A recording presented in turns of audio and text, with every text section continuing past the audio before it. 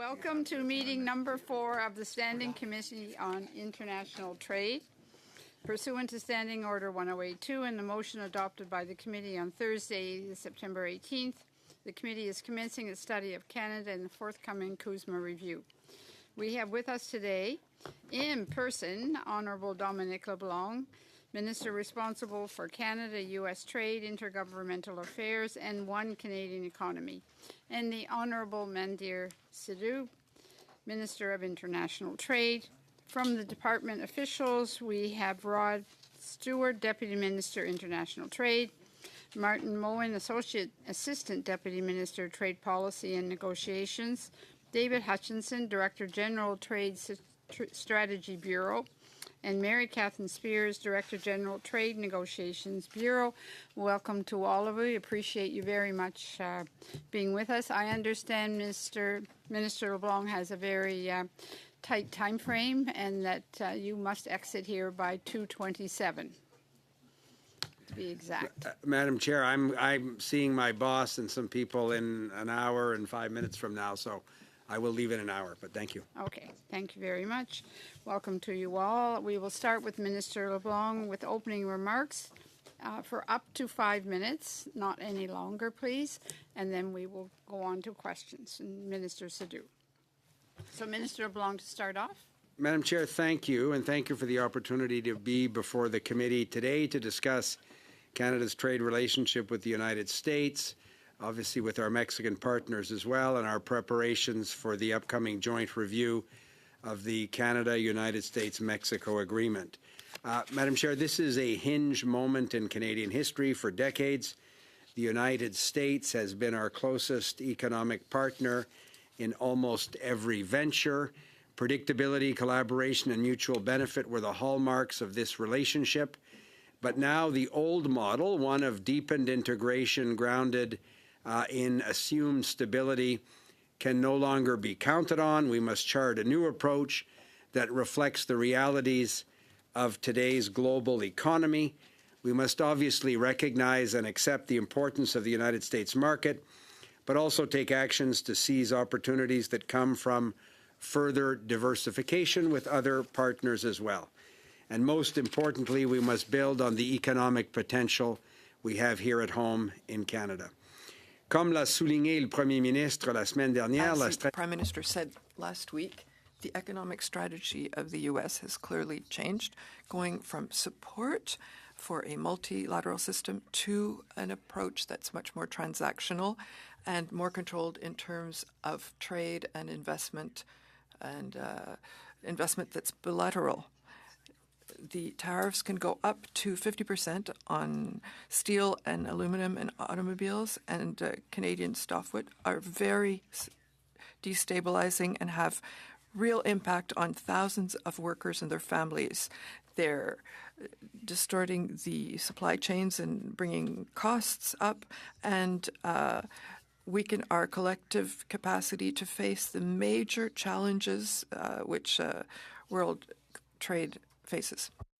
Worked with Parliament, and I thank colleagues here to adopt the One Canadian Economy Act, unlocking, we hope, up to $500 billion in strategic investments in clean energy projects, infrastructure, critical minerals, advanced manufacturing, and other energy infrastructure as well.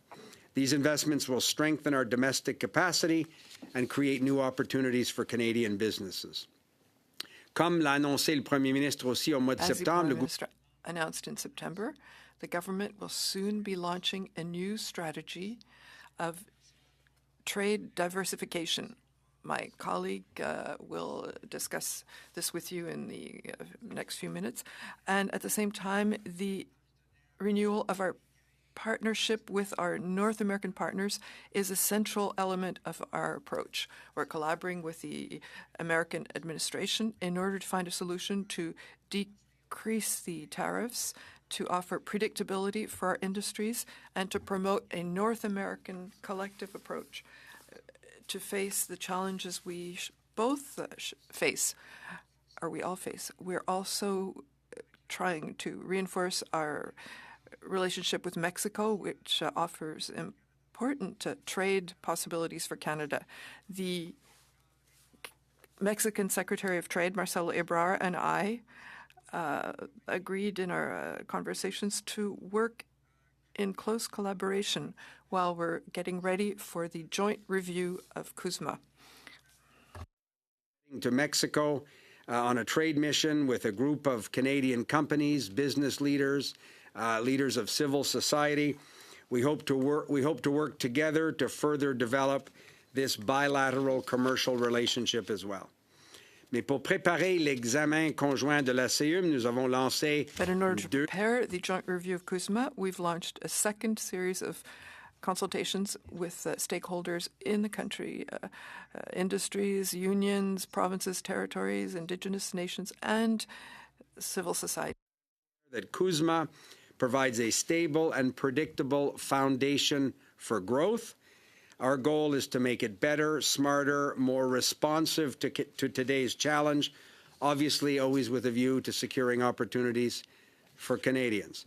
We'll continue to defend Canada's interest and pursue a trade policy that represents the strength and the independence of our country. And with that, Madam Chair, I look forward, I think, to the comments of my colleague, but most particularly to the questions, friends, suggestions, and helpful advice from colleagues at the table. Thank you, Madam Chair. Thank you very much, Minister. Minister Sidhu, please. Yes, thank you, Madam Chair. It's good to be back here and appear before this committee. I spent a good over a year with many of these committee members, and so many familiar faces, and I want to thank the analysts for their hard work when I was here and for their hard work now as well.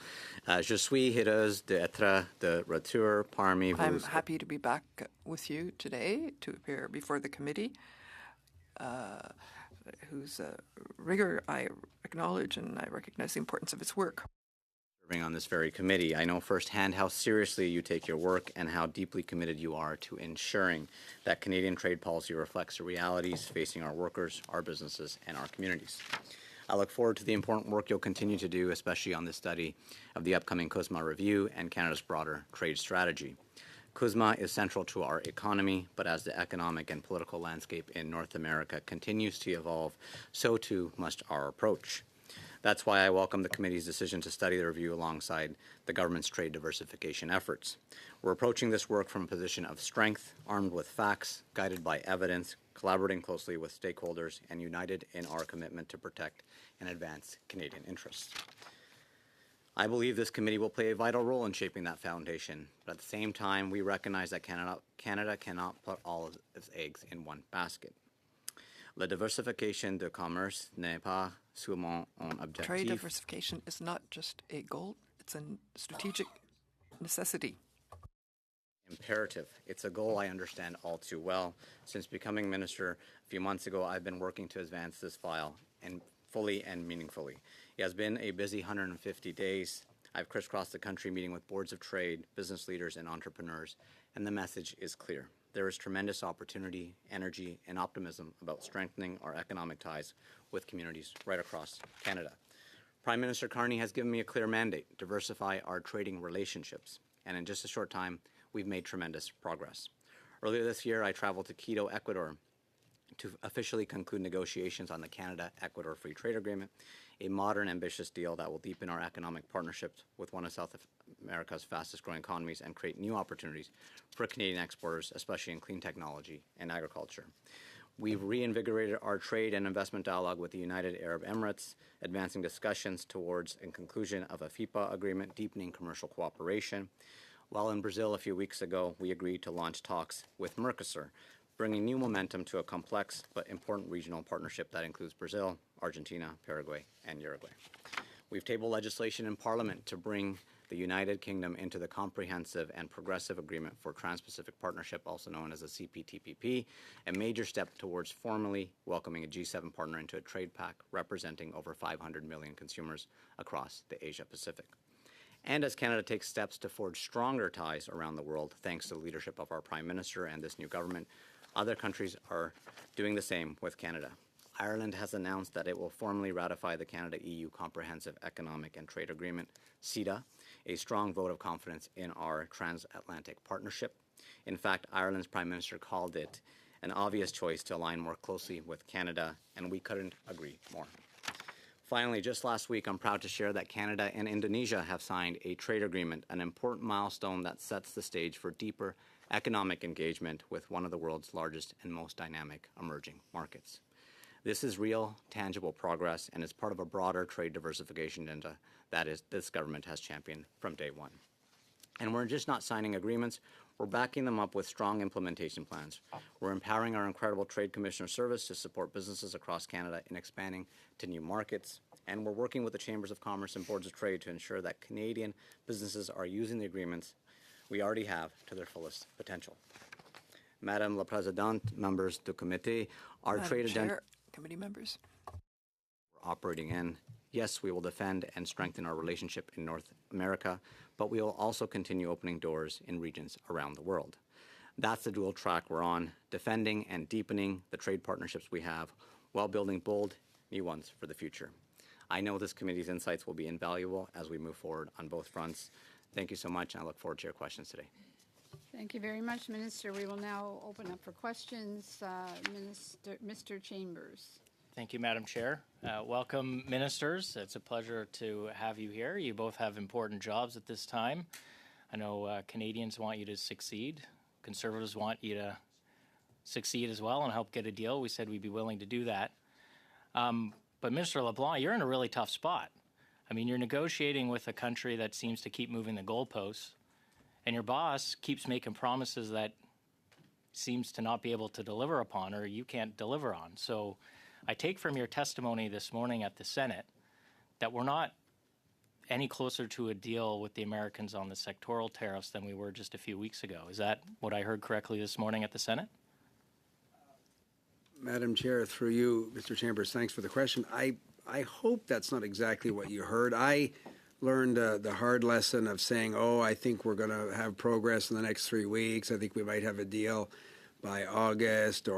So I have lost the illusion that we should predict in precise time when we might get to an agreement. An agreement can take many different forms. My view is an agreement is something that would improve the circumstance that we're in today. I continue to be optimistic. The conversations that I've had with Secretary Lutnick are encouraging. There have been a myriad of discussions, Ambassador Hillman and other senior officials. So I remain optimistic, but I think like you, like everybody, accept the urgency of the moment, wish that these agreements had been concluded weeks ago, but it doesn't mean we don't need to continue to do the work and try and get the best agreement possible. Well, thank you. And I guess in terms of advancing the discussions, we've made a number of concessions. Canada has made a number of concessions. Getting rid of the DST, quietly removing some tariffs during the election and only disclosing it afterwards. Just a couple weeks ago, we got rid of additional tariffs. We withdrew some complaints about softwood lumber. So we've made a number of concessions to the Americans. I'm just asking, can you point to one concession that the Americans have given to us? I understand you refer to these as concessions. I think it's part of an active negotiating conversation. I don't think anyone has ever considered them anything other than concessions. No one has called them anything but concessions. I wouldn't be as absolute as that. I don't think I've called them concessions. Okay. I've called them decisions that we make in the best interest of continuing a discussion with the United States that'll hopefully get to the agreement you referred to in your first question. So has the U.S. made any similar movements that we have made to support the discussions? Yes. Just an example of one would be helpful. So this is there, and I appreciate the question. I want to be careful. In ongoing conversations that go back months, there are different scenarios that various American officials advance, and we talk about different scenarios that we think might lead us to an agreement. At the end of the day, the CUSMA exemption, which was not part of the original announcement, this has changed so many times over the last number of months. Sometimes it's useful. You're taking a long time to say there hasn't been. I'm going to give you one right now. The fact that Canada benefits, 97% of our exports benefit from an exemption under CUSMA, save and accept the Section 232 tariffs that they've applied across the world, But that night in February when they said they were applying a 25% across-the-board tariff to the Canadian economy, in fact, that applies to a very small segment of Canadian exports. That is a massive, massive advantage that Canada has, but it's not enough and doesn't put us in the position we were in a year ago. Not much of an advantage if you're in one of those sectors that we described. Agreed. You said you were open to some suggestions, so I'll leave you with one. The electric vehicle mandate. You know, it's been disclosed now that Canadian auto manufacturers have committed $1 billion of cash to Tesla to purchase credits from an American auto manufacturer that has zero manufacturing capabilities in Canada and no intention of manufacturing capabilities in Canada. In fact, hundreds of millions of dollars has already gone to Tesla to purchase these credits. You know, automakers are having a hard time dealing with the tariffs, and now they are financially strained for electric vehicles with this mandate. Hundreds of millions of dollars have already been paid to an American company. No commitment to Canada. Are you open to scrapping the EV mandate? So thank you for the question. I understand that, and I certainly have heard discussions concerning the EV mandate. I've had those conversations with Premier Ford and a number of others. In terms of the specific payments or so on, I'm not familiar with those numbers. I'm not disagreeing with them. Perhaps the deputy he says he has some precision that he can offer, if that would be helpful. I mean, the policy is enriching Tesla shareholders. Is there a reason we're not scrapping it because the Prime Minister disclosed he owns Tesla shares? Well, obviously, you know that's not the reason. I'm not sure it is the reason. You can make up a whole bunch of stuff here in the committee and try and make it stick. We're not making it up. That's a fact, sir. But would you be interested in the deputy perhaps giving you some precision? Well, we have the deputy after, I believe, for So time. you're not interested we'll follow up with the deputy great. after. I think it would be valuable. I appreciate it. And the last thing I'll leave you with, we're open to helping you. We'd like to see you succeed. Conservatives said we'd like to help you get a deal. If there's something that we can do to be helpful, please let us know. Appreciate it. We'll be happy to do that. Thank you. Thank you, Minister. Thank you very much. Mr. Fonseca. Thank you, Madam Chair, and thank you, Minister LeBlanc, Minister Sadu, and your officials for joining us here at International Trade Committee. I'll start where MP Chambers ended, and it was around us working together to ensure success. Success for Canadians, success for those that, in my riding, we have, so many entrepreneurs. I was at the Board of Trade, and many came to see me in Mississauga, and what they said is, how can we diversify? Where can we sell our products, our services overseas? Where can we do more? And Minister Sadu, I know we've had conversations about your work, globally, and with some of the agreements that we have right now and that we can capitalize on. We've had a lot of success, but now it's really the time to double down, to triple down with our businesses, with our entrepreneurs, and they feel it and they want to do it. So I want to hear from you. Where can they tap into those tools, be it the Trade Commissioner services or others, to be able to diversify and increase their trade? Yeah, thank you, Madam Chair. Through you, I'd like to thank the member for his work on this committee. And I know in Mississauga, the Chamber of Commerce values Mr. Fonseca's input in terms of how we can help diversifying trade. And, from my private sector experience, having spent over a decade working with businesses in international trade facilitation, the conversation 10 years ago was very different. It was, I'm comfortable dealing with the U.S., I understand the geography, I understand the language, I don't know the packaging requirements in this overseas country, seems very hard, I don't want to do it. Now the conversation has shifted, saying, help me do that. And so when I've been out talking to chambers and the boards of trade across the country, how are we facilitating that conversation? How are we using our existing 15 free trade agreements to make sure that our utilization rates are up? And so I'll give you one example with CETA. Utilization rates are around 65%. How do we get them higher? And you've seen the Prime Minister active in the region as well in Europe. I think he's been there about 2 or 3 times. One of his first trips was to Europe to sign a strategic partnership agreement with the EU. Why is that? We see a lot of potential and opportunities in the EU around defense. We know as a country, if we're going to be investing $9 billion, we need to have those procurement opportunities as well, because we want to build up the industrial capacity. We want to bring those workers and those jobs here to Canada, build up that capacity while we can procure and get into some of the opportunities abroad. And so there's a huge potential in the EU, but there's an even bigger potential also in the Indo-Pacific, which is a fast-growing market, a growing middle class that want Canadian products, and not just in the defense sector. It's agri-food, it's clean tech. In fact, there's a lot happening with ASEAN. Just last week we signed a free trade agreement with Indonesia, the fourth largest economy in the world, 275 million potential consumers. And this is what we need to do more of. The energy is there, and the world wants to deal with Canada because we're seen as a beacon of hope right now. There's a lot of uncertainty out there, a lot of instability. The global trade winds are shifting, but Canada is seen there as a reliable, stable trading partner. And so we have a unique opportunity here, and the calls that I'm getting, the calls that we're all getting as cabinet ministers, is we want to do more with Canada. How do we make that happen? And so the Prime Minister being out there, shaking hands, making sure we're meeting people so we're noticed is very important, because every other country is doing this. The U.S.'s policies, President Trump's policies, have impacted trading relationships around the world. And so every country is out there showcasing what their workers and their businesses produce, and Canada should be no different. We should be actually more engaged, more active on the international scene to make sure we get the best deal possible. And Minister Sidhu, you've sat on this committee, you've been here, you've been the PS. Can you tell us, as a committee, where can we assist? Where can we assist with that work? Where would we be best able to help? Absolutely. Look, I value the work that you're doing. I sat in that very chair, and this committee does important work. And I think when you look at what the committee can do is bring those ideas. The members here come from every part of Canada. You're talking to your chambers. You're talking to the entrepreneurs on the ground. You're identifying opportunities. But it's also the work that you'll be doing, hopefully, if Madam Chair and the committee agrees to travel.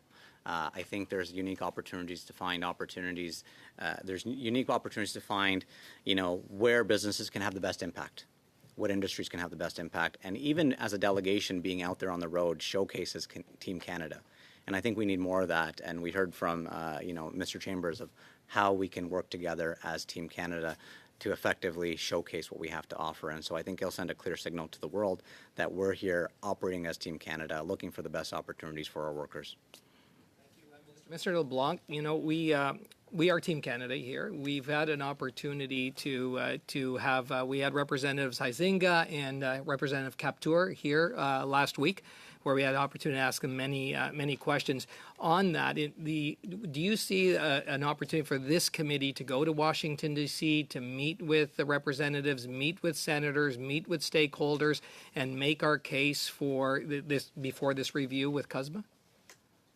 So, Madam Chair, through you to Mr. Fonseca, short answer, absolutely. I don't purport to obviously have a view on what work the committee decides to do, but any time members of Parliament and members of the other place, senators, have an opportunity to interact with American counterparts, with legislators, it's important.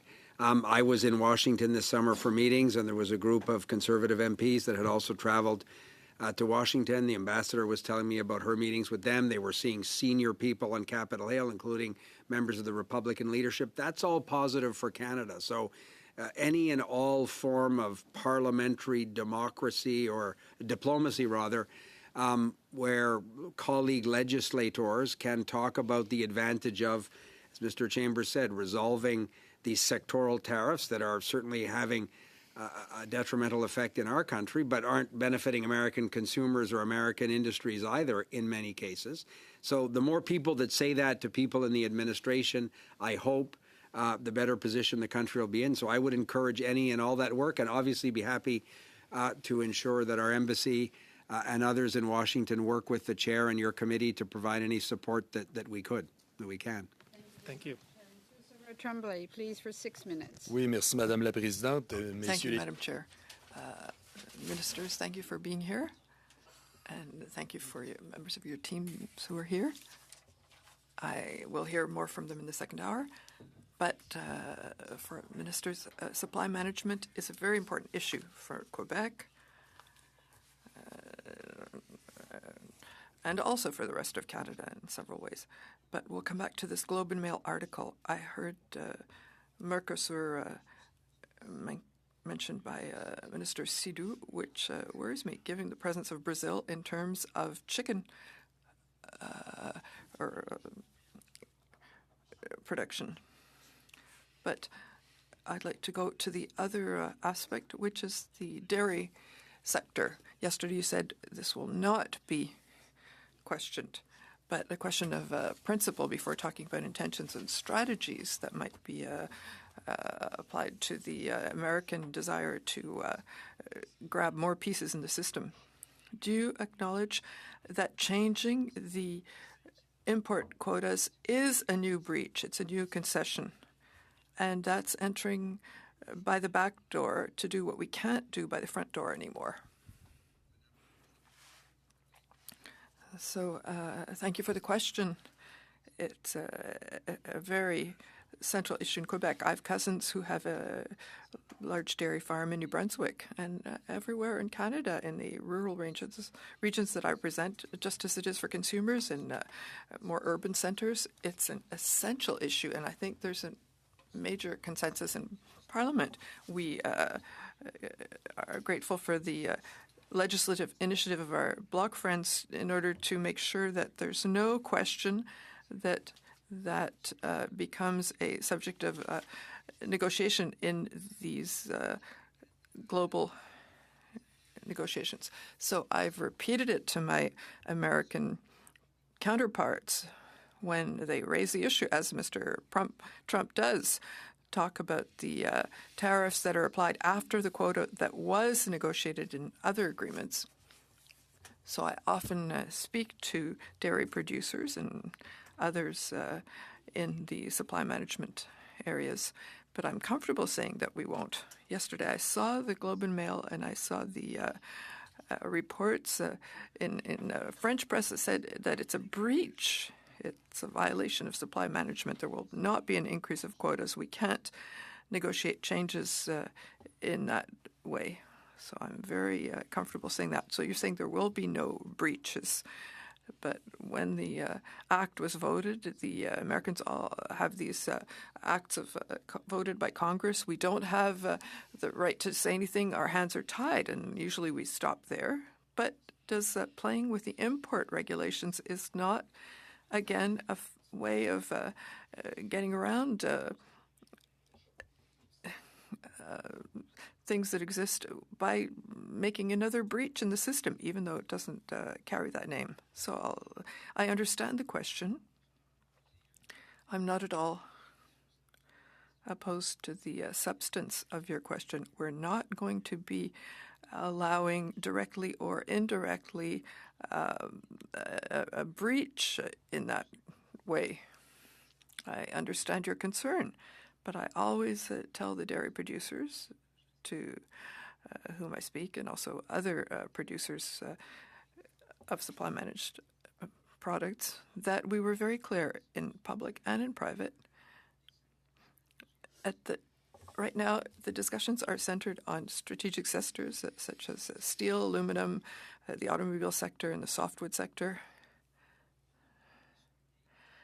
I think there's an interest of not continually discussing potential scenarios, not giving other countries ideas on how to relitigate these issues, just as for us in Parliament. It's clear. So you said there will not be any breach.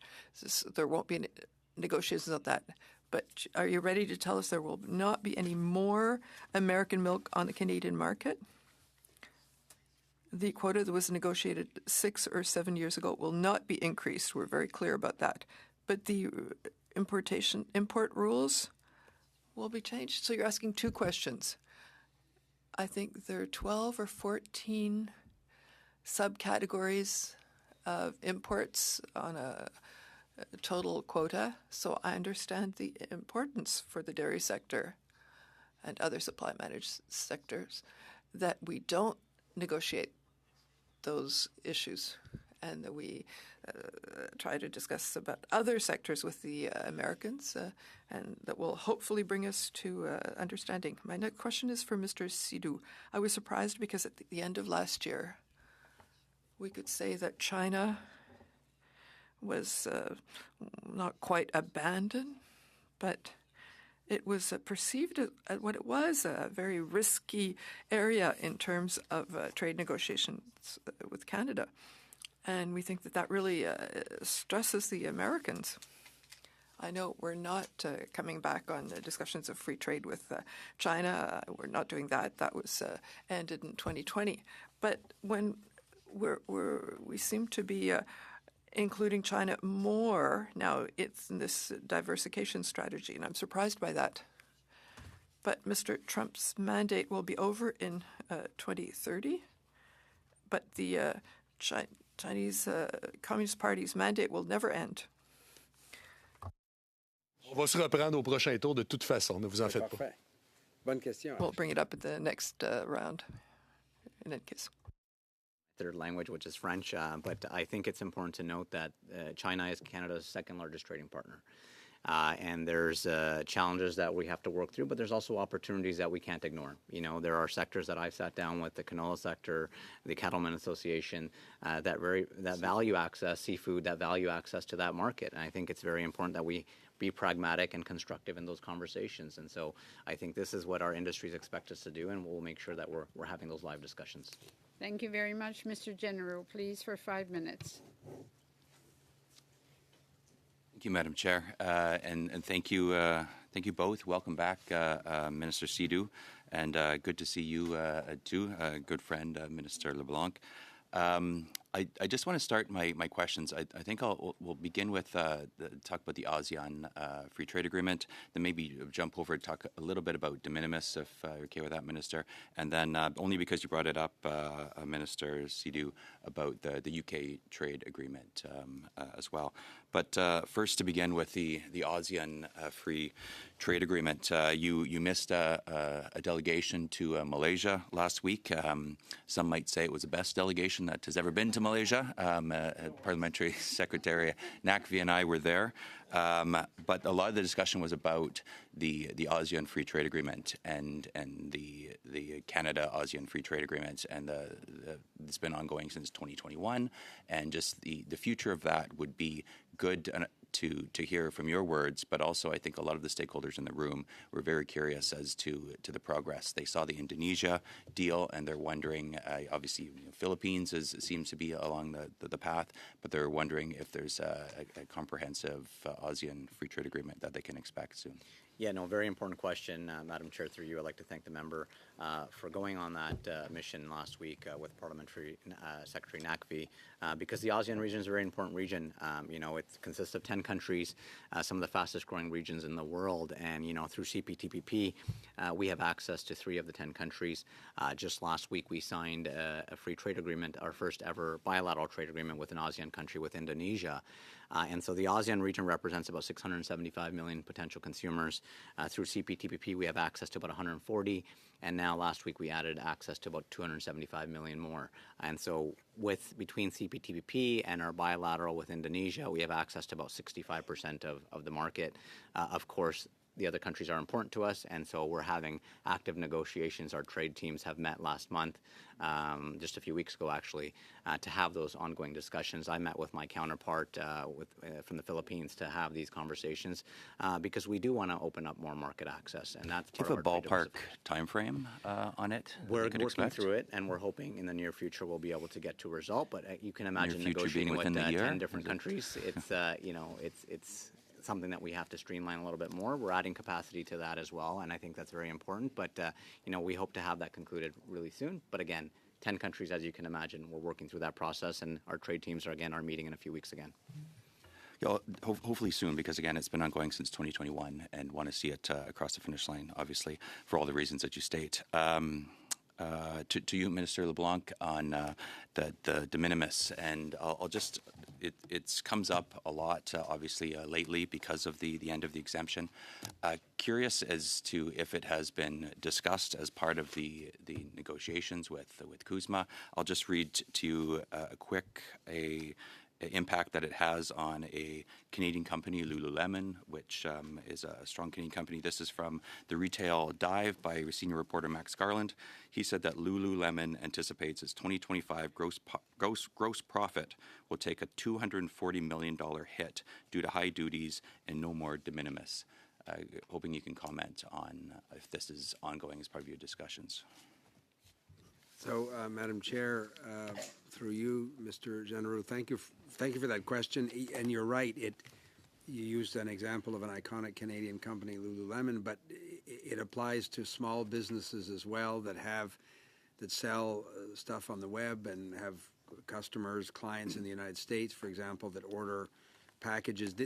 So I hear about it as an MP. I hear about it from provincial premiers. Premier Ford spoke to me about it as recently as a few weeks ago, again with his own examples in his province. But you're right, that scenario, big and small, repeats itself across the country. You asked, do we raise it with the American administration? Absolutely. Canada has maintained we have not removed or eliminated the de minimis rule.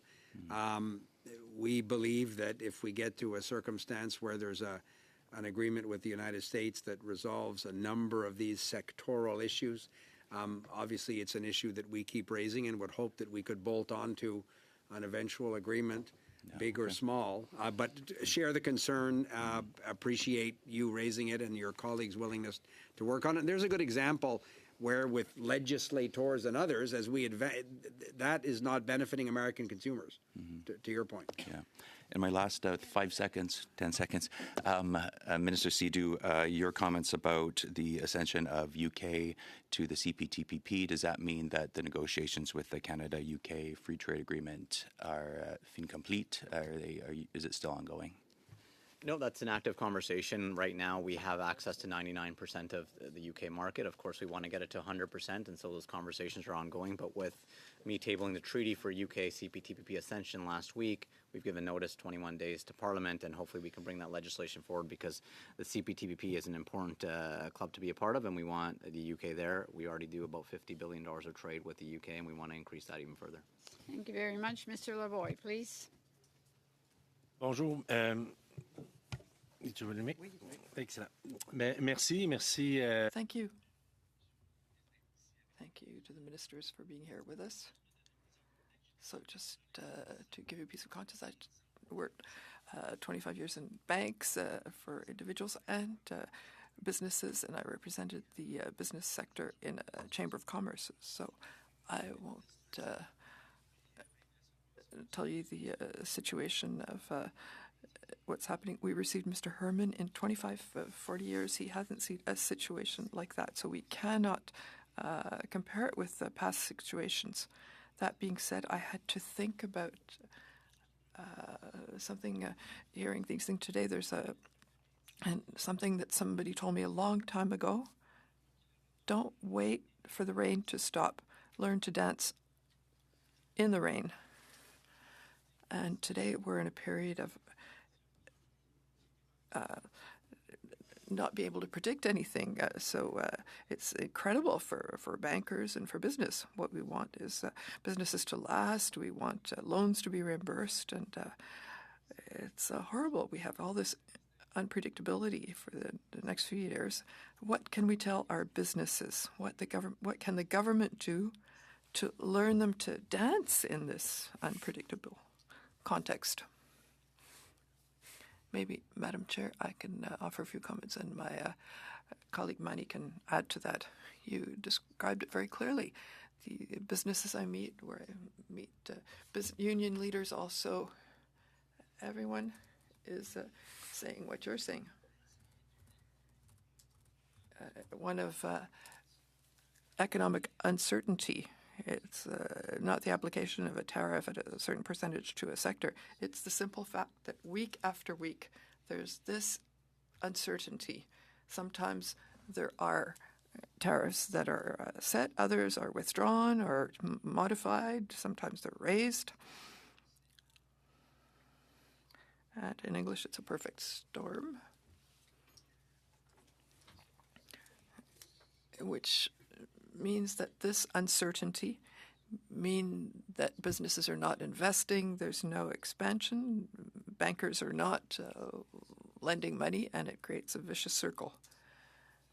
The message about how to learn to dance. Geography will mean that the U.S. will always be our neighbor, and they will be our friends. President Kennedy repeated that when he was in the States. The U.S., in Canada, rather, it's the greatest economy in the world. We share the English language, for example. And so the U.S. will be an unavoidable partner on the economic area. So we've learned that an over-dependency means that we cannot dance as well with other partners to find other markets. The work that Mr. Sidhu is carrying out in what I think is an exemplary way. So we're going on both pathways to try and bring more predictability in our relationship with the U.S. by using bilateral and trilateral relations with Mexico as well, because they're in the same situation as we are. But Mr. Sidhu can continue his work to give us a predictability in other circumstances that are not as unstable at this point. Mani? Businesses to pull back. And as the businesses pull back, they're not investing, they're not looking at new markets, but it's also their cash flow. I was a business owner. I know how can you invest at the same time you're losing sales and you're getting hit on all sides. And so that's why we launched the $5 billion Strategic Response Fund. That's why we launched the $1 billion Strategic Tariff Initiative. And these are important initiatives that we heard feedback from the Chamber of Commerce, from entrepreneurs saying, well, at a time where we're hurting, we don't have the same revenues, our cash flow's being hit, how do you expect us to invest? And so we've launched these programs to assist businesses in looking at new markets. So the $1 billion Tariff Initiative is an important program where businesses can apply for up to $1 million in support. You want to hire a salesperson to get into the Indo-Pacific. You want to attend a trade show to showcase your products. This is why we've launched these programs. The Prime Minister was very clear on this, is to support businesses through this transition and say, okay, we understand you're going through this tough time, but we want to be there to support you, to look into new markets. And so these are some of the things we're doing, but we're also using our TCS officials, our Trade Commissioner officials, to talk to businesses about external opportunities in export markets around the world. In the year 2000, our trade with the United States was around 90%. Which was very high at that time. It's come down to right below 75% right now. And so this will be, the U.S. will always be an important partner, as my colleague said, but we also need to collectively look at other opportunities. Thank you very much. On to Mr. Savard-Tremblay for 2.5 minutes, please. Oui, Monsieur Sidhu, concernant... In terms of your discussions with Mercosur countries, can you guarantee to us that this not will happen to our poultry production, what Mr. LeBlanc said would not happen to our dairy production? Is very important to me, to colleagues around the table, but also to Parliament. It was very clear that supply management should always be protected. I sat down with farmers from the agriculture sector that are directly impacted by supply sectors. And I think it's very important to note for those listening at home that we will always stand up for our farmers and our agriculture workers. That's not to say that our negotiations will have to be worked through for the best interest of Canadians. And that's what our trade negotiators do. We stand up for our industries in all negotiations. But at the end of the day, it's the will of Parliament to make sure that we protect supply management and that it won't be dismantled.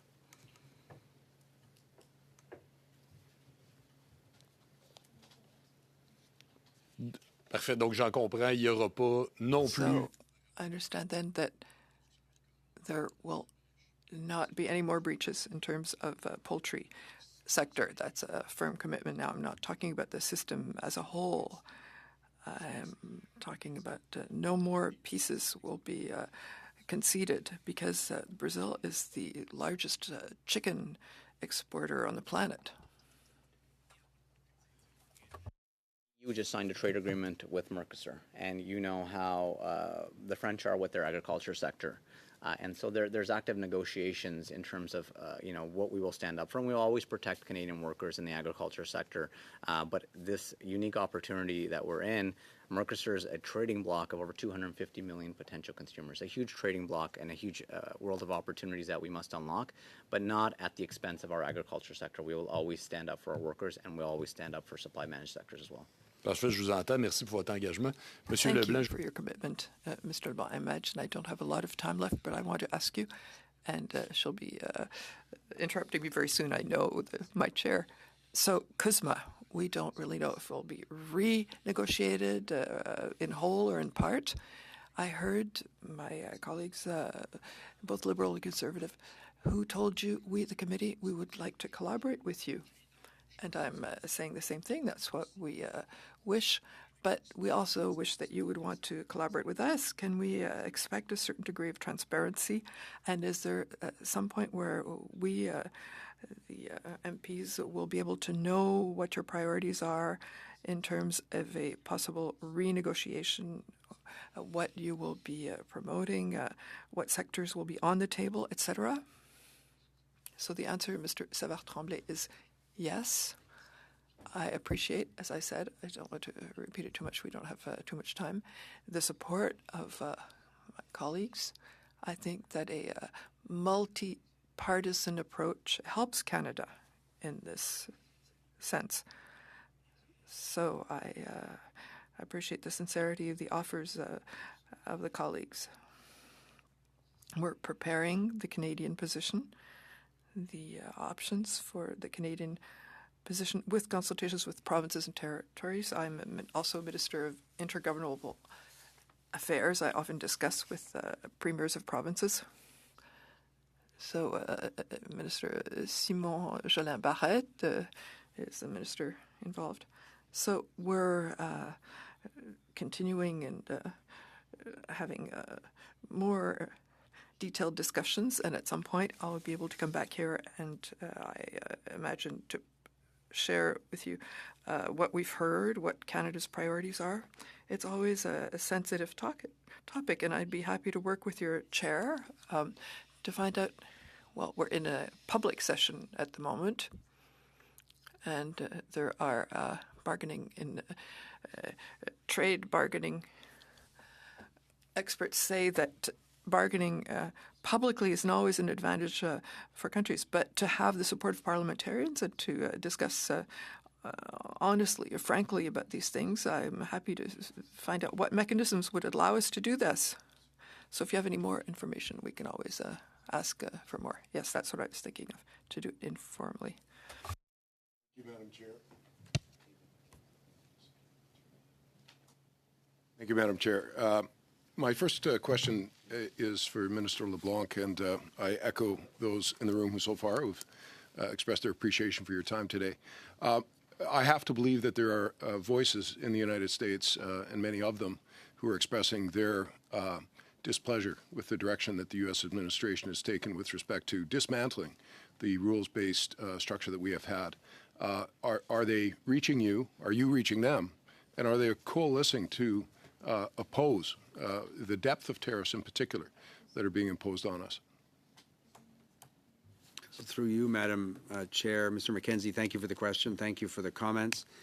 I hope so. Your question was a very good one. And you're right. We see publicly and privately legislators, including senior members of the Republican leadership. You can think of border states. You can think of certain governors that I've had a chance to talk to, but American business leaders, to your point, organizations that represent American businesses as significant as the American Chamber of Commerce, sectoral organizations, or large American corporations and business leaders themselves have spoken out publicly and privately to the administration. Our ambassador, Kirsten Hillman, does terrific work in Washington, has a depth of contacts and of a network with business leaders, big and small, in the United States. She updates us regularly on those conversations. They are, in their own economic interest, telling members of the administration, imagine they tell us, they say it privately to them. Many of them say it publicly. And I've thought for a long time, Mr. McKenzie, that will be one of the most effective ways to have the American administration adjust the course. If it's because of the impact on the cost of living for Americans, or if it's on the impact on markets, or in sectors of the economy where President Trump has indicated a priority, I think that we should. You asked, are we looking for and engaging those allies? The answer is yes. Some will say things privately to their administration, their government. Some will say them publicly, but it's all value added to trying to get to an agreement that's in the interest of both economies. Thank you very much. I represent the riding of Calgary-Signal Hill in the delightful province of Alberta. I'm not going to compete with my friends about which province is better or which part of it from meetings past. Alberta is a major energy exporter, both crude oil and natural gas to the United States. Can you give assurances that energy will not be a bargaining chip in future negotiations? And that might be a question for ministers to do as well. So sir, I totally recognize the importance of the Alberta economy, the energy sector in your province. It's critical to the economic security of Canadians. There are an awful lot of people from the region I represent in Parliament that earn a living, and some travel back and forth. I see them on the planes to Moncton often. So I totally accept the importance of that sector for the economy of the country, the whole country. You're lucky enough that it's in your province, but the benefits are shared across the country. I think, and the Prime Minister and I've been clear in our conversations with the Americans. We said at the beginning, and we repeat it publicly, that we don't start a conversation by saying a particular sector, a particular region cannot contribute to a solution that puts the Canadian economy in a better place. But one of the discussions with the Americans that makes me hopeful that we can make progress is precisely on the energy security that the Americans are seeking. And they talk to us about all kinds of examples from your province and other provinces, natural gas. So there's an active discussion around energy collaboration with the United States. President Trump talks about energy dominance, all of which, in all those circumstances, Canada can be a constructive partner for the United States, and I'm encouraged by those conversations. So it's hard to imagine a scenario where it would become anything other than an advantage to impressing on the American administration that our desire to collaborate with them on things as important as their energy security. I've had this conversation with your Premier, who's also been very active and constructive in her engagements with the American administration and senior members of the administration as well. I'm hoping that all of that comes together to give us a better negotiating position across the Canadian economy. So it's very much an advantage as opposed to it's by no means a sword. It's a very positive shield. Thank you very much, Mr. On to Madame Laplante, please, for 5 minutes. Merci beaucoup, Madame la Présidente. Bienvenue, Thank you, Madam messieurs. Chair. Welcome to the ministers. Welcome to the people who are helping the entire Canada team. It's with great pleasure that I'm on this committee, that I've already been on this committee from 2015 to 2018. I was there when we signed the agreement with the European Union, but also the Trans-Pacific Partnership and also the ASEAN. At CUSMA, we talked about defense and the investments that can be made. And Dominique, I think you came to my region. I'm in the lower Laurentians. There's a lot of aeronautical industry and a lot of transportation industry. And I'd like to know how the investment that we can do in the defense sector could be done in such a way as to ensure that there are benefits. Yes, we're doing it with the U.S., but if we are investing so much, how could we make sure that it benefits our markets? That's very important in the Montreal region. So, Madam Chair, through you, Linda, you're right. I had the privilege of visiting some businesses there with you in your region. I am totally aware of this. Quebec, just like other regions in Canada, has made great steps in aerospatial sector and in naval construction as well. And I was very encouraged by my meeting with Premier Legault, and who's very enthusiastic about working with us in order to increase the advantages of a industrial defense strategy policy. And we are spending more for the armed forces, and it's important to maximize, at a long term, the benefits for businesses and workers in Canada. We can do both things. I'm not an expert in defense procurement. Some products or some very specific systems will probably be easier to find from some suppliers in the U.S. or from other partners, Europeans or others.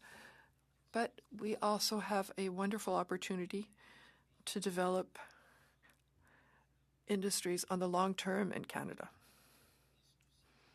And I know that in our discussions with the Americans, they often say that they're happy with the increase of our expenses for the armed forces.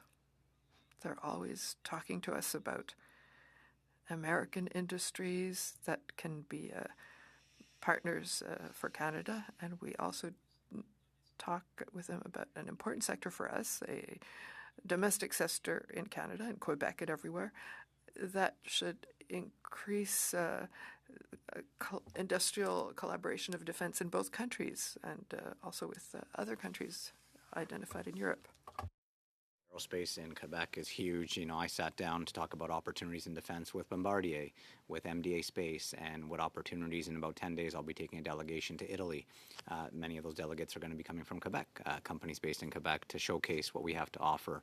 Italy is an important partner, but when you look at defense spending overall, as countries hit their 2% targets for NATO, what role does Canadian companies have to play in that? It's going to be procurement opportunities worth over $1 trillion, which is a huge market. And so we need to be seen there. And so, you know, being at the CANSEC Trade Defense Show here in Ottawa, there was over 50 international delegations looking at Canadian possibilities, Canadian innovation. And so there's a lot of work to be done there. And you see the Prime Minister out there showcasing some of the opportunities, showcasing the innovation that Canada has to showcase. But I think, you know, coming back to it, it's about jobs on the ground.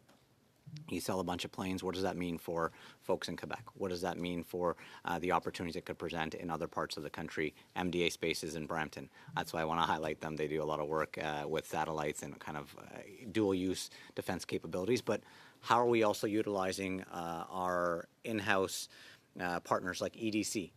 You know, how are they supporting the defense sector? And so I've been given, you know, strategic direction to EDC to say, hey, we need to support our defense sector. What are we doing internally as a government to help with some of the procurement opportunities here in Canada? And so we know that the defense industry won't be sustainable without exports. And so within our defense industrial strategy, we'll have a defense export strategy as well to make sure we're out there promoting our defense industries, our aerospace, and some of the dual use, because we know there's going to be a lot of opportunities for a lot of workers and communities across Canada. Thank you to the ministers very much for that information. I'm sure you will be back, spend time with us over this next while. We'll look forward to it, Madam Chair. Thank you for the invitation. Thank you very much. Merci beaucoup. We'll spend for 1 minute so we can, the witnesses can come to the table, please.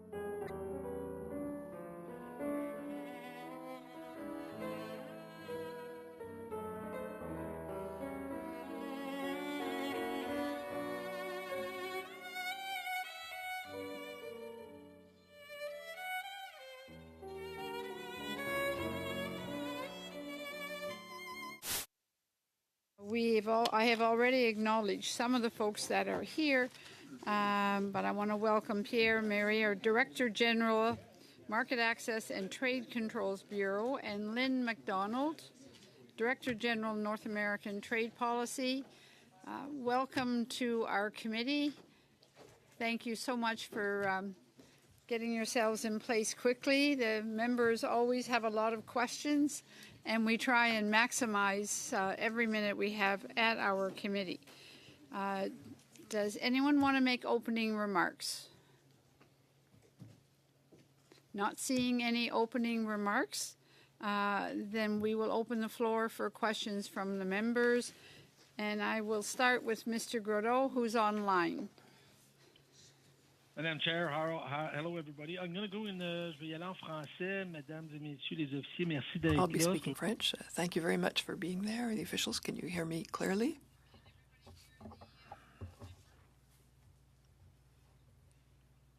I'll wait a little bit.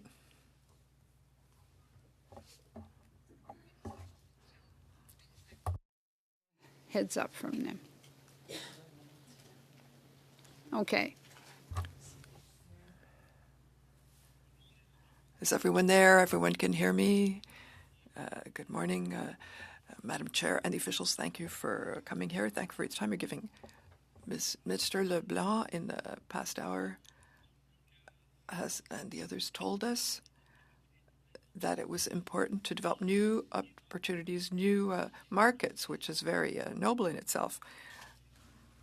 So I'm near the American border, and our businesses have been doing business with Americans for generations. Many businesses have 50% of their business that's exports to the U.S. I hear that there's a lot of talk of developing things in the future, but the problem is now with the American tariffs. And you're our strategists in trade negotiation for Canada. My question is simple. Where are we currently with the negotiations of tariffs in steel and softwood sectors?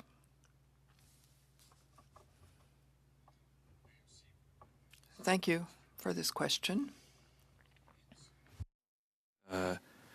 A very important question. Right now, we are, of course, very much aware that the current situation for many Canadian exporters, and certainly the softwood lumber industry and steel and aluminum and auto sector, but many more. We already heard about other issues such as de minimis, etc. There are many issues, and we're very aware that these issues are pressing, and that diversification, of course, is an option, but it's not an immediate option for many industries. So we are working very hard in all of these areas to see what is possible, to see where solutions might be found. And we are also looking for the question of predictability over the longer term as well, because as was mentioned earlier, for many, it is not simply a question of their access today to the United States or the situation today. It's a question of how comfortable are they about the longer term, and how comfortable are they about making investments, and we're very much aware of that. And that's why, as we look to the review of CUSMA, which has provided some significant access to many Canadian exporters, and therefore alleviated somewhat the situation, not, of course, for these sectors that are directly affected. Avec tout respect, monsieur, avec tout respect, ma question... With all the respect that you... My question is that currently there are major tariffs for businesses, and these businesses have difficulty now. Where are we in terms of negotiations now? Is it moving forward, or are we at a neutral point? Simple question. Active and ongoing, right? I don't want to, as the minister said earlier, I don't want to say, we're going to have a result by a certain date, or it's going to look like this or that.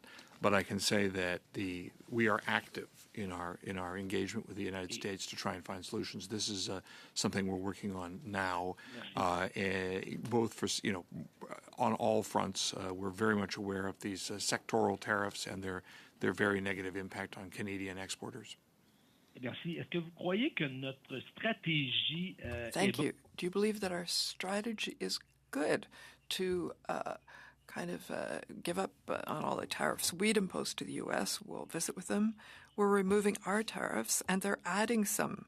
2 days later, they bring more tariffs to bear. What's the strategy in that? From outside, it doesn't look very good. Our approach right now is to work with the United States, to engage with them, to ensure we have a level of engagement and a level of openness in our discussions and an environment that is conducive to moving forward. And we are, we're not, how shall I say it? We're not backing off of this effort, but the effort is more than just having a negotiation over a particular tariff. The effort has to be broader than that. If we're going to succeed in moving forward, we're also going to have to, and we are, make sure that the message gets out through business, through local government, state government, Congress, wherever we can, about the harm that these kind of tariffs have on a mutually beneficial relationship, the harm they have to Americans, and why applying duties, for example, to deal with national security issues to Canada is actually not only unjustified, which it is, but also is causing harm to the U.S. And our view is that effort is also very important, and it's part of what we are doing. And our hope is that message will get through to the administration, and we believe it is, and that we can make the case that our situation as Canada in terms of national security is not the same as the rest of the world, that there are solutions that could be applied to Canada that would be beneficial to both countries. And that, to us, is a really important part of our efforts. And I can assure you that those efforts are also continuing and are also very intensive. So it's not simply a question of negotiating over a particular tariff issue, as important as they may be. It also has to be a broader effort across the board to get the message out. Canada is an excellent security partner. Depending on Canada, for example, for exports of steel, is in your security interest. It's better to do that than otherwise. And when you get to the issue of softwood lumber, we have to make the case, and we have made the case, that when we look at affordability of housing, softwood lumber from Canada is an important part of that reality. And so I think this combination of efforts is the way we're going to have to move forward. And it is something that we are working on all fronts. Thank you very much. I'm sorry, Mr. Godot, your time is almost a minute, 40 seconds more than allowed to. Mr. Navke, please. Thank you very much, Chair, and thank you to all the officials for being here for this important conversation. This study is about the CUSMA review, and I just want to sort of focus on that with my time. Can you just start it off just so that we have the foundational piece in place as to what is the provisions within the existing agreement in terms of review and what's required in the timelines associated with it?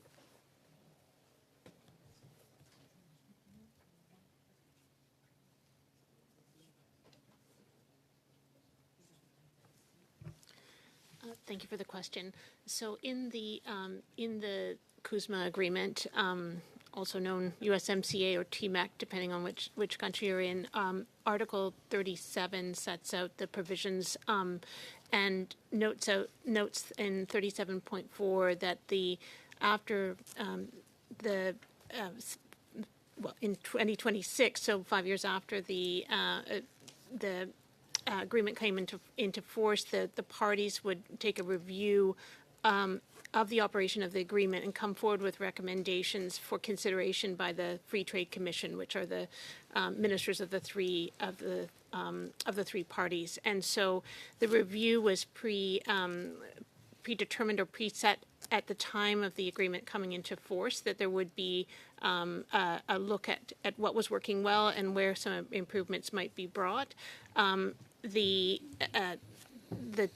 currently, right now, all three countries are undergoing public consultations. For Canada, it's our second set of public consultations to get insights and input into what might be some of those recommendations on how to improve aspects of operation of the agreement for then consideration by the three parties, and that's the general context for the review.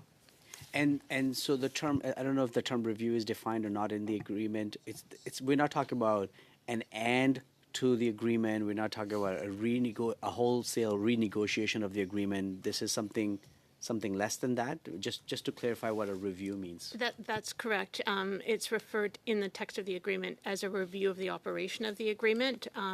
The term renegotiation or reopening is not in the text of the agreement.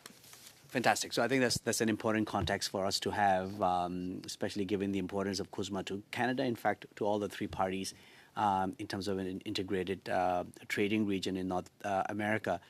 Can you just started on the path around consultations.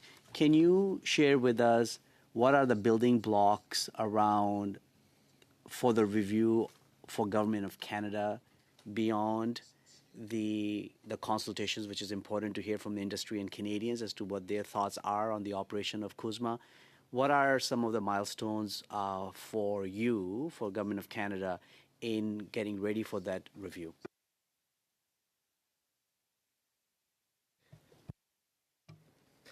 Thank you very much for the question. So in addition to hearing, very importantly, the voices of stakeholders through the Canada Gazette notice, and as I mentioned, this would be the second set of consultations.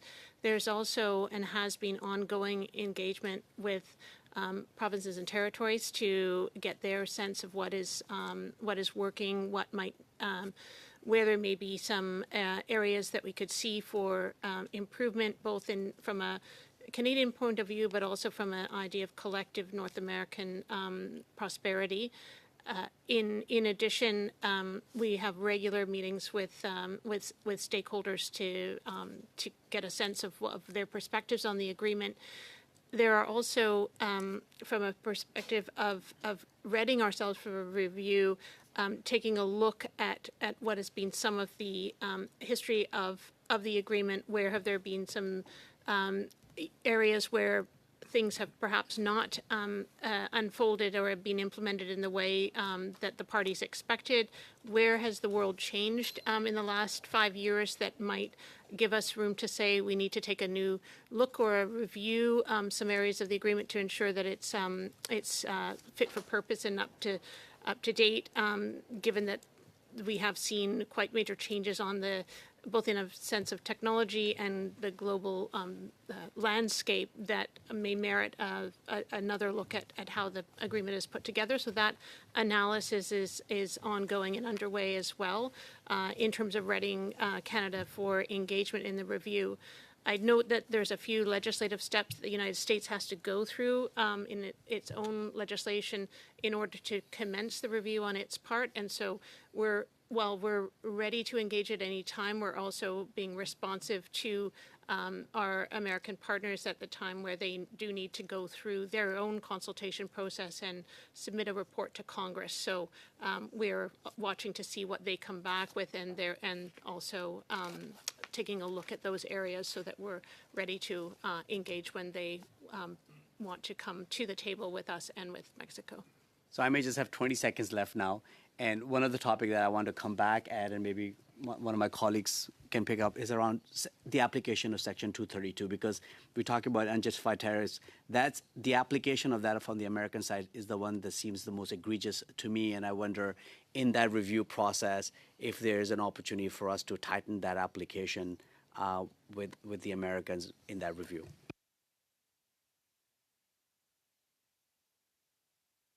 Should I speak to that question now, or? It's an important question. Well, it certainly is a very important question, and there are a couple aspects to that. The CUSMA agreement itself does not provide any particular provisions related to 232. What the United States has argued is that the 232 actions are necessary for their essential security, for their national security, and therefore are covered by exceptions that are found within the CUSMA and also found within the WTO agreement. We don't agree with regard to Canada and the treatment of Canada, obviously, and have made that point very clearly and will continue to make that point. But the CUSMA itself does not directly deal with that because it has that national security exception that the United States is using in this case. Now, there were side letters to it that are relevant, and our goal with the United States, more generally, irrespective of CUSMA review, is to return to a place where we are accorded treatment that is appropriate for Canada, and the fact that we are not a national security threat and none of our exports are a national security threat to the United States. Thank you very much. On to Monsieur Savard-Tremblay for 6 minutes, please. Merci, Madame la Présidente. Bonjour, Mesdames et Messieurs. Thank you, Madam Chair. Thank you very much.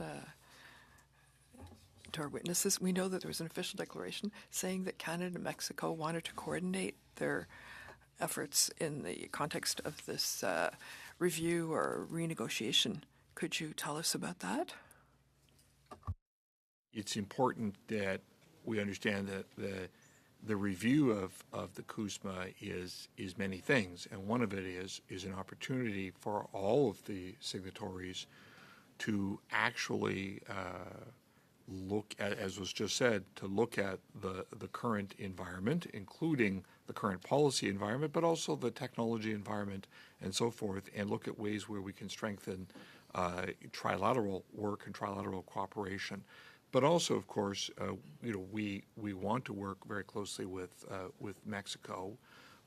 We have an important trading relationship with Mexico that is independent of our trading relationship with the United States, and the CUSMA plays a very important role in underpinning that relationship, and so we would want to strengthen that and look to opportunities there as well. Donc, sur une base bilatérale aussi, en plus on a bilateral basis, as well as having a common front in the context of a trilateral renegotiation, or negotiation, rather? Aspects to it. I think one aspect is the idea that we hope, and I think we share this view with Mexico, that this is an opportunity to improve the operation of the agreement in a way that benefits all of us. So in that regard, we definitely want to work with all of our trading partners in the agreement, including the United States. Now, we also recognize that there are certain aspects of the agreement that are very important for Mexico, certain aspects very important for Canada, and obviously we want to work to find common interests and to cooperate as we move forward in the review. But we don't see this review as some kind of opportunity for one side or another to push another side. It's about trying to build a cooperative improvements to the agreement, in operation of the agreement, and being very careful to preserve the core value of the agreement. And I think we do share that with Mexico, that view. Thank you. Un des scénarios par rapport à cette... One of the scenarios about this review that's often mentioned is, say there's a refusal for the U.S. to extend it, that we have to have joint reviews on an annual basis. So it would be a permanent renegotiation of power relationships where the U.S. could try and extract gains to the detriment of Canada and Mexico. I imagine that it's a scenario that you've studied, that you've evaluated. What do we do if that were to happen? And I'm happy that there be a diversification of markets, but it's still the North American market that will be the most important. Do you have a plan? Because that would be constant uncertainty, permanent uncertainty for businesses. Uncertainty is not good for companies in the United States, in Canada, or Mexico. And I think our goal here, as we look to review and as we look more broadly at our trading relationship, would be to increase the degree of certainty and predictability. There's no question that the United States and companies in the United States benefit from CUSMA, and they make investments and they make supply chain decisions because they believe that Canada is going to continue to treat them in a certain way. And that applies with all the parties to this agreement. So I think our goal is to have a discussion about the operation of the agreement that takes us forward in a climate of greater predictability, in a climate where we respond to the interests of all our businesses and all our stakeholders to have more predictability and certainty as we go forward. And that's our goal. Without getting into the specifics of how best to do that, I think we'll have to see how it evolves. But I think this is a goal that U.S. business should share with us and that we will be engaging them on. Thank you. Je vous parlais pas de l'incertitude de manière générale, mais I d'un wasn't scénario. talking about uncertainty in a specific way, but of a specific scenario that might cause it, that of joint reviews. Do you have anything to say about that? How we set up the kind of structures for ongoing work. We've always had whether it was under the NAFTA or under the CUSMA, regular meetings of the Free Trade Commission of Ministers to actually review and look at the agreement. So that concept of regular review is not new or foreign, and it is not something that we are implacably opposed to. What we are opposed to is any suggestion that we're going to have a regular renegotiation. That we of course we don't support and wouldn't support. But I think that's not the path we're on. We're not on a path of annual renegotiation of the agreement. I think we're on a path of a substantial review followed by periodic review of ongoing operation, and that's the approach we want to take. Okay. Thank you very much. Sorry, your time is up. Mr. Strauss, please, and welcome to the committee. Nice to be here. Panel, I represent the riding of Kitchener-South Hespeler, which is home to the largest Toyota plant in Canada. It's one of the largest outside of Japan.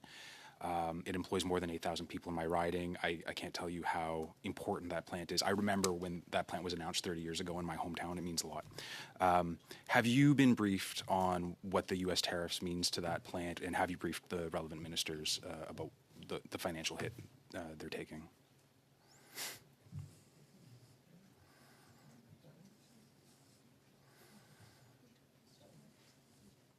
Well, I'm quite new to this job, so I personally haven't been briefed on the specifics of that plant. What I have been briefed on, and what ministers have been briefed on and are very aware of, is the impact of Toyota's investments in Canada and their importance at a general level. Thank you. And I have a lot of questions, so I got to cut you off there. So my understanding, back of the napkin, is we've estimated they're losing $200 million a month at that plant.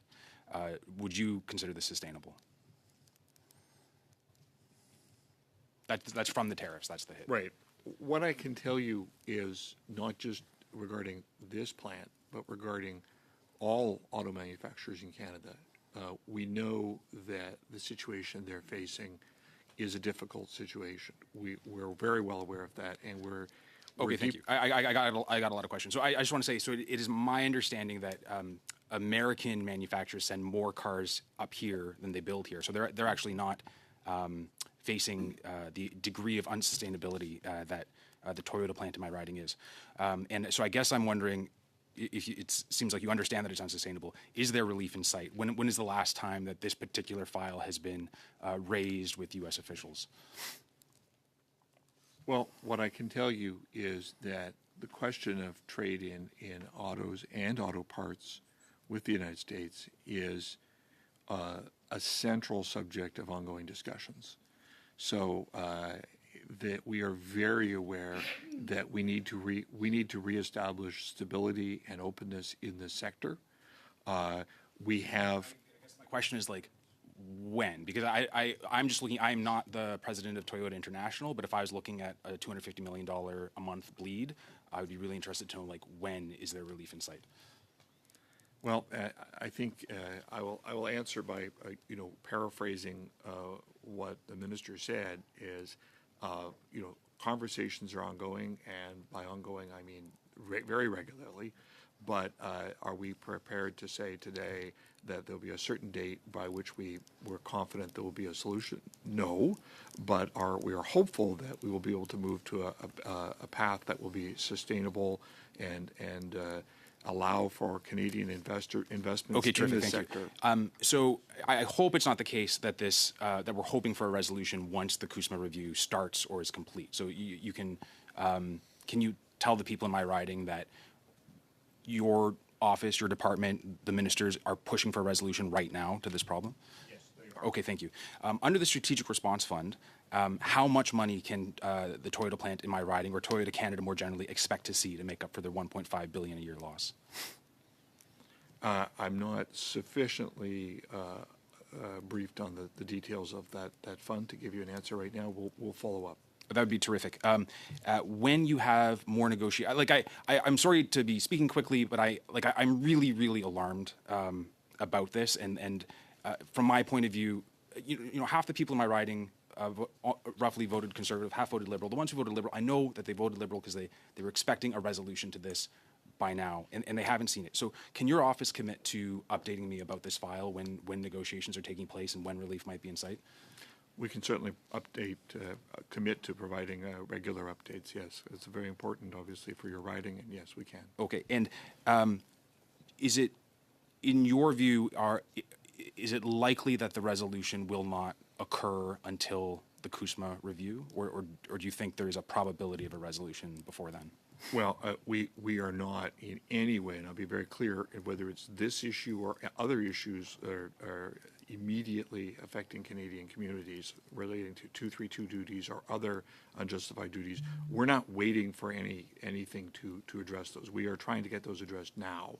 And so we don't see any sequencing at all. Last thing I want to say, if my office can ever be of any help to anyone here at this panel or the ministers who left, please let me know. I am maximally alarmed about this. Thank you. Much appreciated. We'll certainly be in touch. Yes, thank you, Mr. Stewart. I'm glad you had the opportunity to get some questions in today. And Mr. Moen, if any of that communication, if you could send it to the clerk so that the committee members all will have an opportunity to be informed equally. So thank you. Mr. Fonseca, please. Thank you, Madam Chair, and thank you to the officials. And I will continue with some of the questioning around Section 232 tariffs, as P.S. Naqvi had brought up and as he was finalizing his questions. And so around the tariffs, as we know, these are tariffs that we've called that they have no merit, so that there are, we try to address them with facts. When it came to the fentanyl or any of the border crossing issues, I know we made a significant investment of $1.5 billion into more CBSA officers, more border security, Black Hawk helicopters that we have now.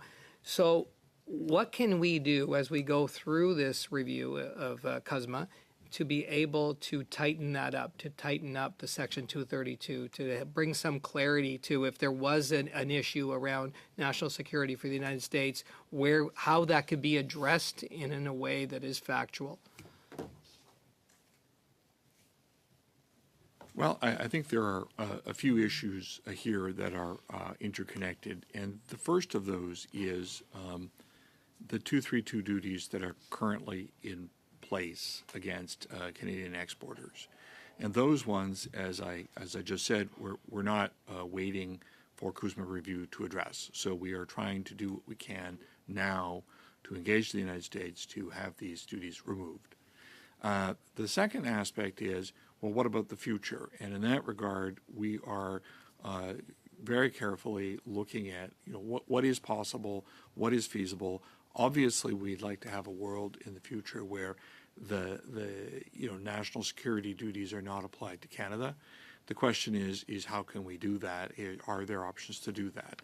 And we are certainly open to ideas and working with Canadian business and working with U.S. business to see if there's any path forward there.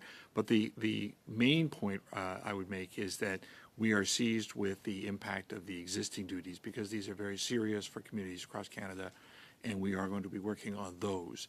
And whether, what we end up doing in CUSMA review is obviously something we're considering. We're going to have these extensive consultations on, But that's going to be a longer-term, more complex process, and we have to do something now about steel and aluminum and autos and auto parts, and now we have these new wood product sector tariffs of concern, and you know, the risk of other areas, copper, for example. So all of these are areas that we're seized of the importance now, and definitely not going to wait for a broader review to deal with. So we successfully negotiated the NAFTA, and and there were many lessons learned. We had a great team, and you remember, it was Kristen Hillman at the time was still there at that time. We had Steve Verheuvel. Maybe some of you, some of the officials here, were on that team and made up part of that team. So what lessons were learned at that time that we are now implementing as we get into this review? Well, I think that's a very good question, because I think the lesson that we learned during those negotiations that I was involved in, and that we learn again and again, is that we will make the most progress if we can convince the United States and convince U.S. stakeholders that there is mutual benefit in trade with Canada. And many of them are deeply convinced, because they know from their personal lived experience that trade and investment flows with Canada are extremely beneficial to the United States. This isn't a favor that they're doing Canada. This is something that is mutual benefit.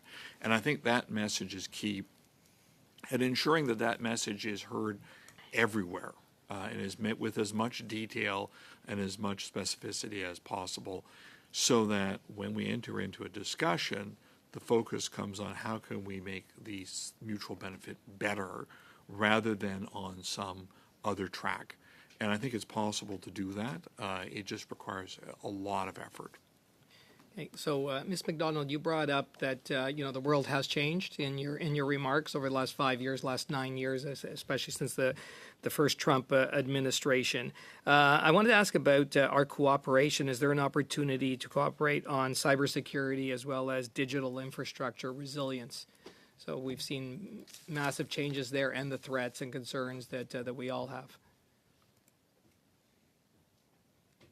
Thank you for the question. So certainly we're aware, particularly in some areas of technology, as you accurately pointed out, that there's been sort of developments, leaps and bounds in the last 5 years. And so I think in the spirit, as my colleague mentioned, of trying to see where there's areas where there could be both bilateral and trilateral interest in collaboration to enhance our a joint economic and national security, where might there be areas for exploration where the CUSMA could, whether through new provisions or new cooperative arrangements, bring us to an advancement of our security interests. Artificial intelligence is one of the areas that's been flagged as a potential for conversation. You mentioned cybersecurity, and I think that again will be something that could be explored to see if there's interest on sort of both sides or trilateral to look into other aspects that could be raised. Again, I think our objective is to say we're better off when we sort of work together as a North American sort of region and try and see areas where we can further that message. Okay. Thank you. Mr. Savard-Tremblay for 2.5 minutes, please. Oui, merci. Alors, on sait aussi que... Thank you. We also know that one of the calculations the Americans make for the softwood tariffs, and they know they will lose in front of the tribunals. But it's while it's in effect that the Americans put us in a difficult situation, not far from bankruptcy. It really delays modernization. It's very harmful to the competitiveness of the forest products industry. Now, we know that 5 years ago, when it was a question of the new CUSMA in the beginning, there was the idea of having 1 year maximum, all-inclusive for dispute resolution. But no, it became 1 year for the case itself. But we know that often the Americans were delaying the appointment of the arbitrator. So does Canada want to remedy this problem now, to come back to what was anticipated 1 year in total, which would at least allow for a faster trade dispute resolution than currently? I think there's an awareness, as you correctly point out, that there have been strategies that the United States has used to delay, for example, panel composition and to extend out the time where we would be looking to be able to proceed with dispute resolution. What I can say is, as part of the analysis of looking at where might there be areas that Canada could bring to the conversation and table in terms of improvement to the agreement, the area of dispute settlement is one of them.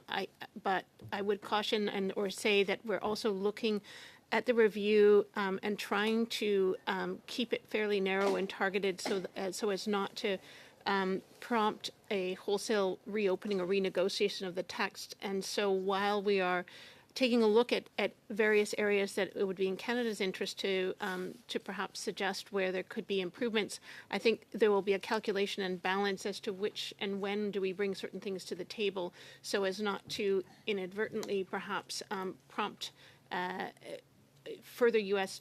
demands that could ultimately not serve Canadian interests. But the area of dispute settlement is one that we're, very aware that there's some issues that should that be a subject of conversation, or should there be a timing where it might be appropriate for Canada to raise those, we would be ready to do so.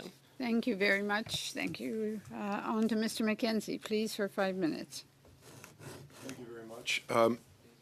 During, I believe it was the spring election campaign that recently occurred, the Liberal Party, now the Liberal government, promised that 1,000 border guards would be hired, Canada Border Services. The information I have is that 66 have been hired. So that promise hasn't been kept. Is there a negative impact to our credibility in negotiations because of that? Well, thank you for the question.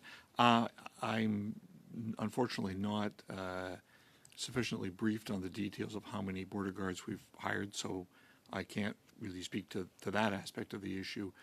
Certainly, what we have heard from the United States is an appreciation for efforts we've taken to strengthen our security at the border, so that we haven't heard complaints along these lines. We've heard an appreciation. And that has contributed, I think, to an environment, that's more positive in our discussions. But obviously, the specific issue of how many we've hired of that is beyond my current knowledge, and we can get back to you on whether that's, that information is accurate or whether there's something else we should add. I'd appreciate that if you could get back to us.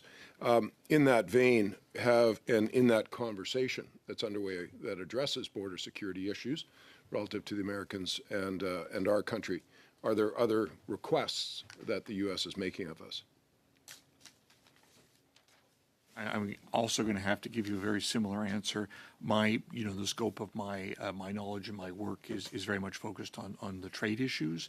Obviously, there is a relationship to the border, and we're aware of that. But the technical details of what kinds of security arrangements we're discussing with the United States and so forth is beyond my scope of knowledge. So we'll have to get back to you on that. Thank you very much. This may be a similar vein.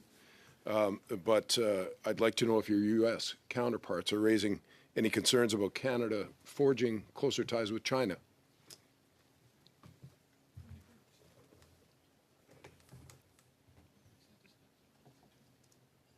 I will try to answer that again. In the context of negotiations, for example, on 232 tariffs and all that, we're trying to focus the effort on Canada's place as a security partner, and that's the effort there. In terms of discussions that may be occurring about foreign policy, geopolitical issues, again beyond my knowledge. So we'll get back to you if there's anything we should add to that. Thank you. I am a bit surprised that Canada's activities outside of strictly the U.S.-Canada relationship don't factor in from the American side, that you don't hear about concerns that they may have with actions we're taking in other parts of the world while discussing our trade relationship with the Americans. Is that more or less what you're telling me, or you're simply going to check and get back to us? Well, with regard to your specific question, I will check and see if there have been conversations of that sort. On the trade side, what I can say is that we are trying to focus our efforts not on other countries, but on making the case that Canada is a secure supplier of the products covered by the 232s, for example, and that therefore they're unjustified, rather than getting into discussions about our relationships with other countries. But as to whether these have come up in conversations or not, that's something we'll have to get back to you on. Thank you very much. I appreciate your continued, what I'm taking to be your continued pursuit of a rules-based trade scheme. It's served us well. I think we should continue it. I'm just not sure that we any longer have a willing partner on the other side of the border. That's my concern. I wanted to ask, as a former trade commissioner myself, what specifically the Trade Commissioner Service is doing differently than it might have been a year ago to try and promote investments, to trade and trade relationships around the country. What's the revamp? What's the new effort? Madam Chair, the Trade Commissioner Service, as it always has, including at the time of service of a member of this committee, stands ready to support Canadian businesses on where they want to go. The Minister referred to the development of the trade diversification strategy, and certainly part of this is taking advantage of our very strong trading relationships in Europe, in the Indo-Pacific, and around the world.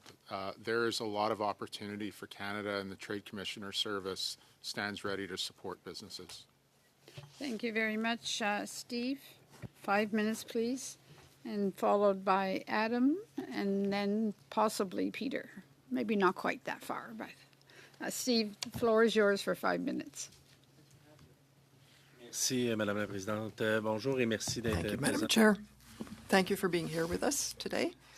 I would like us to talk about supply chains, because we've been talking about negotiations. In my riding, it's the point of entry to the Port of Quebec, and we talk about negotiating with the U.S. We also talk about discussion with Mexico of opening up markets.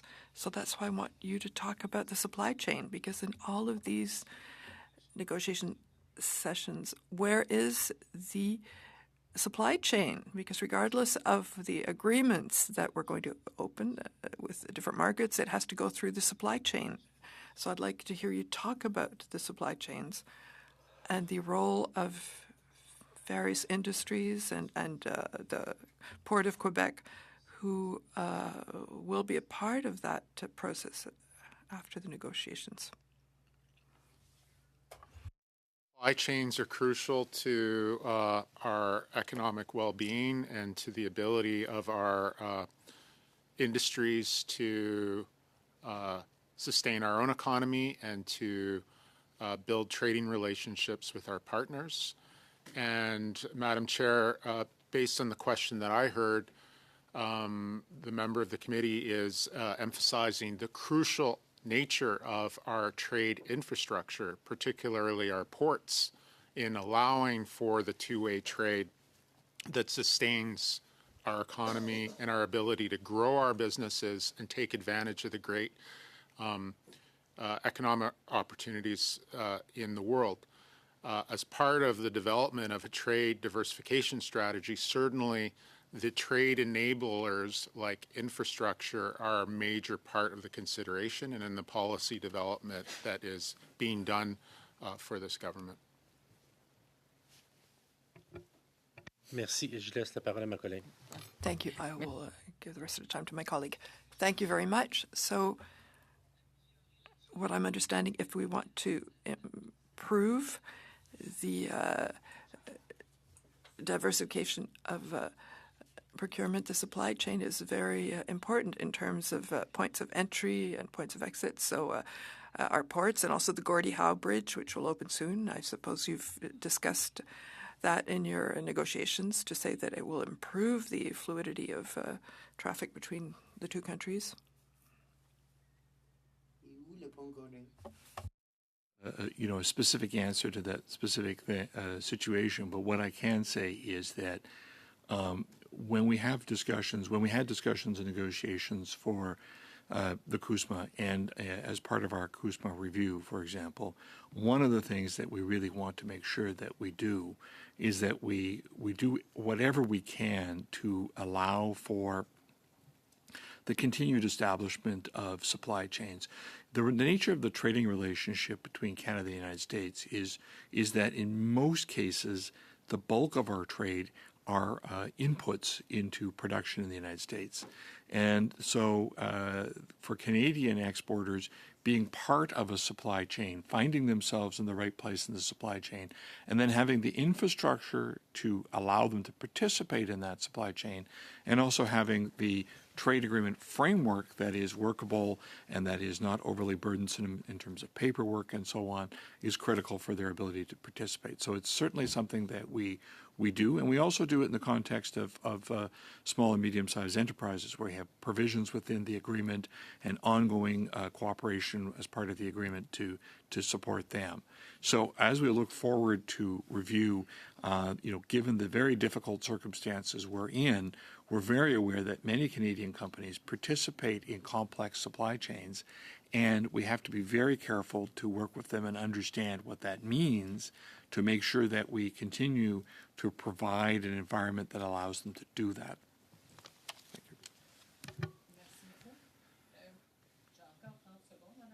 Third, you have 25 seconds remaining. OK. Ben, on peut. J'aimerais qu'on vous entende. So I would like to hear you speak about how, in terms of supply chains, how it would be good to talk about Mexico, the U.S., and Canada. What are the advantages in that context? Supply chains and the kinds of companies that participate in them, their ability to participate in the broader North American market is really important. So it's not just about, cross-border trade with the United States. It's about the reality that some of the production chains that our companies are participating in, it may be that final assembly is done in the United States, but there are components coming from Mexico, there are components coming from Canada, there are components coming from elsewhere, and having Mexico part of this equation and having Canada have the kind of relationship we have with Mexico is part of that and part of supporting that. So we're going to do whatever we can to help ensure that we have diverse supply chains going far beyond just North America. And I think there, whether that requires infrastructure or other aspects, we're certainly looking at that. Thank you. Okay, thank you very much. Mr. Chambers, please. Thank you, Madam Chair. Thank you for being with us this evening at committee. I want to thank all of you for your work that you're doing to help the country through a very difficult time. And I know there's lots of team members that you have as well that are helping support your work. So thank you. Do you think that Canada was a bit caught off guard by the imposition of these tariffs at the beginning of the year? I got the sense that not just the government, and I'm not saying the government was caught off guard, but were we a bit naive about the relationship we had with Americans? Well, the we is a very expansive word. So I mean, there may have been people who were caught off guard, and I think there's a distinction between being caught off guard and being surprised, and I'll explain what I mean by that. I think we all recognized because we had heard what the president was saying while a candidate in the election, the sorts of things he was saying. So I think there was a realization that we had to be prepared for change, and that whether we didn't have crystal balls that could predict the exact shape of that change, but we knew change was coming. And I can tell you that within the government of Canada, within the work that we were doing to prepare for the transition, we were assuming that there were risks, and we were looking at different scenarios and trying to make sure we were prepared. What I can say, of course, is that for businesses, it's impossible to prepare for these kinds of radical and dramatic shifts. And when you have investments that you've made, we realize that that's a serious problem. And that's why we were extremely relieved when we got the CUSMA exclusion. That was very helpful for many businesses, and deeply concerned about the 232 duties, which we've seen before, right? So we weren't shocked to see them again, but we were surprised at the scope and nature of it to a degree. But I can assure you that we had all kinds of thinking that had gone into to different possibilities, and having 232 Ds come back was certainly on that list. I appreciate that. I guess what I'm also getting at, though, is like we seem to think that there's going to be all these businesses that are going to support the Canadian cause or promote free trade in the U.S., and I'm sure there are some. But there's also some businesses and some unions who've come out in strong support of the president's actions. So are we naive to believe that the existing agreement as it stands can be kind of not fully reopened, and, you know, are we not looking down the barrel of some very, very difficult economic challenges ahead? Well, I think there are a few aspects to that question. One of them is the current situation we're in with regard to duties that we currently face. And duties, for example, on autos and auto parts and steel and aluminum.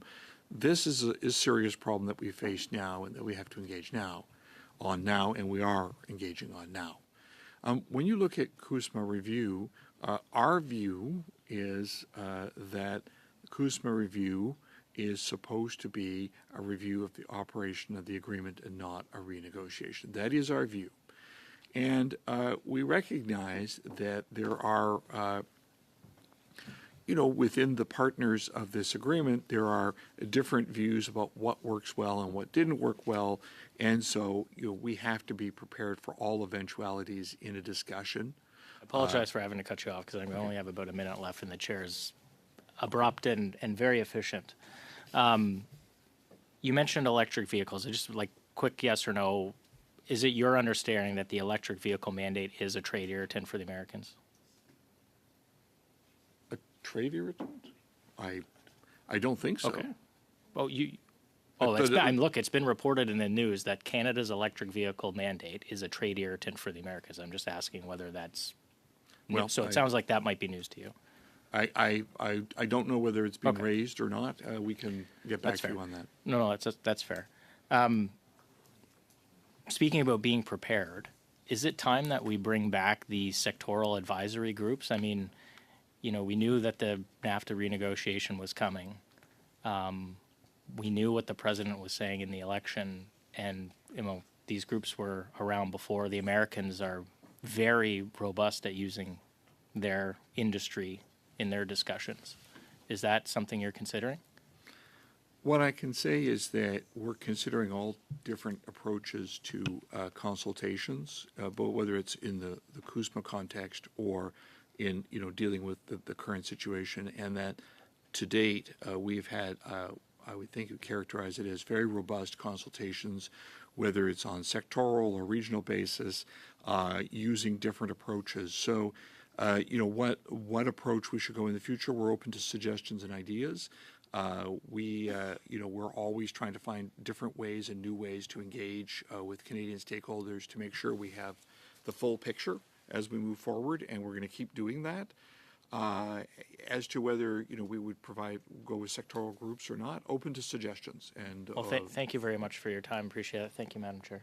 Thank you for the indulgence on the extra seconds. I noticed that. Thank you. Linda, 2 minutes. Okay, merci beaucoup. Merci. Alors, thank you very much. So there is this uncertainty that's constantly changing. The rules are changed, new tariffs are imposed, and there are changes. For example, now it's the film industry. How is that having an effect on your negotiations, all these last-minute changes? Do you replace things? Do you talk about people to change things? we are in a moment where we do have to monitor very carefully what is being said in the United States and by whom, and we are working very hard to ensure that we have very good networks of people in the United States who we work with to understand what is possible, to understand what the risks are. And part of responding to developments and to announcements, which sometimes don't necessarily turn to policy changes, which can be very serious. Part of responding to that is just going back to what I was talking about, having very robust consultative mechanisms so we can understand very quickly from Canadians what the potential impacts are, what kind of argumentation we can bring to bear, and we're doing that across the board, and we're trying to be as nimble as possible, there's no question that for Canadian exporters, this has been a difficult time, and we are going to keep working with them to see if we can find solutions and make sure we understand what is in the realm of the helpful for them. Thank you to the members and thank you to the officials, not only for being here today, but for your ongoing work. Canadians are looking to all of us. And you folks are included in that, all of us, to move forward and move Canada forward. So we very much appreciate your work and thank you very much. And thank you to this great committee, and I will move adjournment.